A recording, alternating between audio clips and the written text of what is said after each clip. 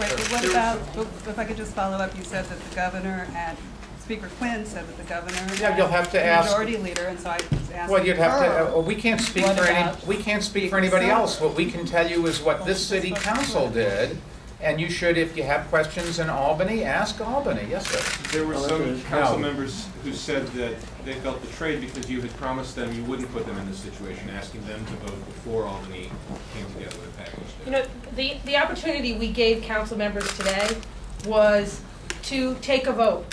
To take a vote and make their position clear, to take a vote for the future of the city of New York, to take a vote to expand mass transit, to take a vote to improve the quality of air in the city of New York. That was the right thing to do, to give the moment today where the city council members had an opportunity after a lengthy democratic process in this council to say what their opinion is on an issue that's been out there for a year. If no changes, do you have to do a new home rule? We've passed a home rule today that tracks with the Senate bill and the governor's bill. It can be passed along to the Assembly bill. That's how these technically work. So we're very happy with the action we took tonight, and it's in complete coordination with legislation out there. All Albany ever asked us for was a resolution. We decided to do a home rule bill just so there would not be any ambiguity whatsoever. But the people of New York City have spoken. And that's the answer to that. Yes, sir. What do you say to the skeptics who are almost certainly going to point out that with the exception of a few outer borough representatives, the city isn't as unified as...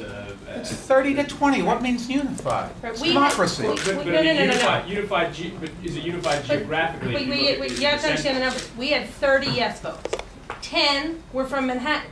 20 votes were from the boroughs outside of Manhattan. The Bronx delegation voted unanimously for congestion pricing today upstairs in that hearing. 2/3 of the votes for congestion pricing came from boroughs outside of Manhattan. The vast majority of the votes today for this were not from council members like myself and Gail and Melissa. They're just the few who hung around with Tom and David. Most of them were not from Manhattan. That sends a message of unity. We had votes from every single borough today. There's certainly a point out. But you've had a question, yes? Mr. Mayor, you've said before that you would support people who voted in the interest of New York City. Could you describe what kind of assurances or efforts you've made to members who voted for congestion pricing to support? I've said that I will support people that help the city. I plan to do that. I've done that regardless of party, and I continue to do that, and I would urge you to do that. We even have every year a luncheon where we ask major donors in the city who give money to Washington to only give money to those who take into account New York City's interest. That's exactly what you should do. Yes, miss?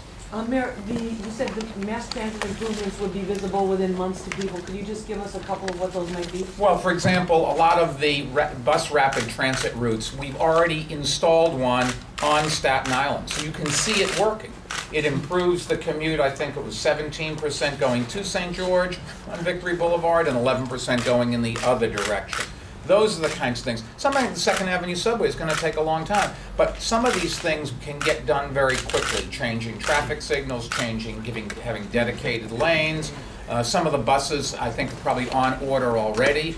If not, the orders will be certainly placed very quickly, and it'll depend on the ability for the bus manufacturers to deliver. But in the context of getting anything done, this will happen very quickly. Yes, miss? Shelley Silver told us today that he expects to wait until after the budget is passed before he'll consider taking up congestion pricing. Is that a problem for you? All along, this was supposed to be part of the budget under the legislation that the Assembly as well as the Senate passed. It called for action by March 31st. That was the date of the budget. That was the reason for that.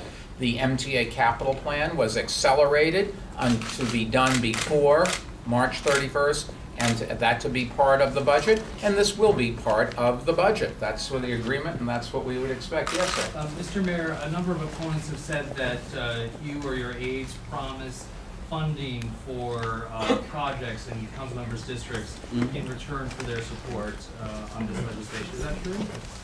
We sat down with what we did what we were supposed to do. With the MTA capital plan, we sat down with the elected officials from all over the city and from the region and asked what things they needed in the capital plan. Remember, New York City has one of the veto votes for the MTA capital plan. And before we could approve it, we certainly want to make sure that we have as many projects in the MTA capital plan that will benefit each of those districts. Of course we're supposed to do that. We don't just pick projects out of the blue. You pick projects where people really need the help in terms of mass transit. I'm trying to get different people. Yes, sir. Yeah, Mayor, in terms of time frame, can you give us an idea, sitting here tonight, when somebody who crosses the Brooklyn Bridge every day might have to plunk down $8 to get into Manhattan, precisely when that might happen, and what do you say to that driver who's not going to be thrilled about it? Well, Jeff, how long before you really? March 31st, 09 is the federal agreement. The federal agreement says March 31st, 09. I don't know if we can do before then. And there'll always be somebody that doesn't like things, but they will be breathing cleaner air. They will have the ability to take mass transit, and congestion should be less. And I think your question is better directed at the 95% of the people that take mass transit.